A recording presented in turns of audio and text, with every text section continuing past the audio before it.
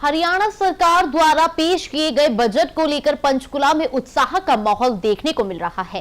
इस दौरान मुख्यमंत्री नायाब सिंह सैनी का इस बजट के लिए लोगों ने धन्यवाद किया। पंचकुला इंडस्ट्रियल एसोसिएशन के प्रधान पंकज कपूर ने कहा कि उद्योगपतियों के लिए बजट में किए गए प्रावधान उन्हें आगे बढ़ने का प्रोत्साहन देंगे। साथ ही आर्टिफिशियल इंटेलिजेंस को लेकर युवाओं के लिए किए गए कदम भी सराहनीय है। समाज सेवी रूपाली गर्ग ने कहा कि ये बजट महिलाओं के लिए भी लाभकारी है। उन्होंने विशेष रूप से लाडो लक्ष्मी योजना को आगे बढ़ाने और वीटा बूथ में 20% रिजर्वेशन किए जाने की पहल की सराहना की। का जो बजट अनाउंस किया है, इस बजट को आप किस तरह से देखते हैं as a entrepreneur, as a businessman और एज हरियाणा के सिटीजन के तौर पर? देखो, मैं सबसे पहले तो मुख्यमंत्री जी का बहुत आभार व्यक्त करता हूं कि जिन्होंने इस तरीके से एक संपूर्ण बजट हर वर्ग के लिए उन्होंने जो प्रस्तुत किया है।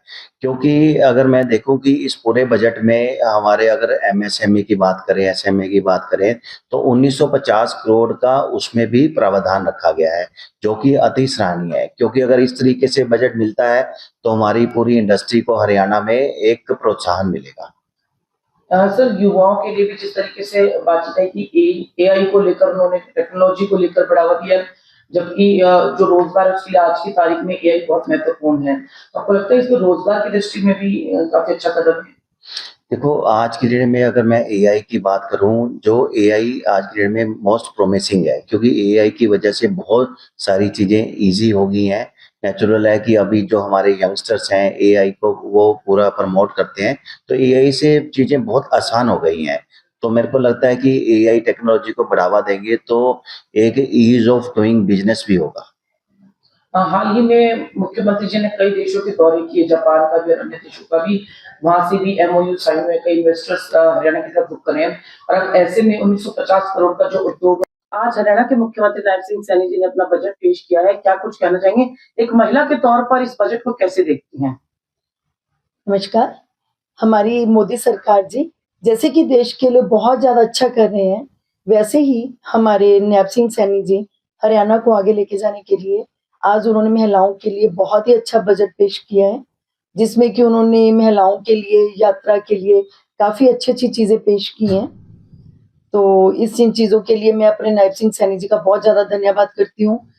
उनका मेन मोटिव ही ये रहता है कि हर जन जन को टच किया जाए, एक से लेके लास्ट तक, बेशक वो किसी भी वर्ग का इंसान है तो उसको अपने टच में लेके आया जाए। जी, लाडो लक्ष्मी योजना है, जिस तरीके से उसको लेकर महिलाओं में काफी ज्यादा उत्साह था और उसको एक्सपेंड किया गया इस बजट में, तो आपको लगता है कि और भी ज्यादा महिलाएं लाभ ले पाएंगी इसका? बिल्कुल जी, लाडो लक्ष्मी योजना में उन्होंने बहुत ज्यादा बजट बड़े कर दिए हैं, तो इसमें तो महिलाओं को बहुत ज्यादा रहेगा ही, क्योंकि काफी ज्यादा बजट में उन्होंने इसको इंक्रीज किया है।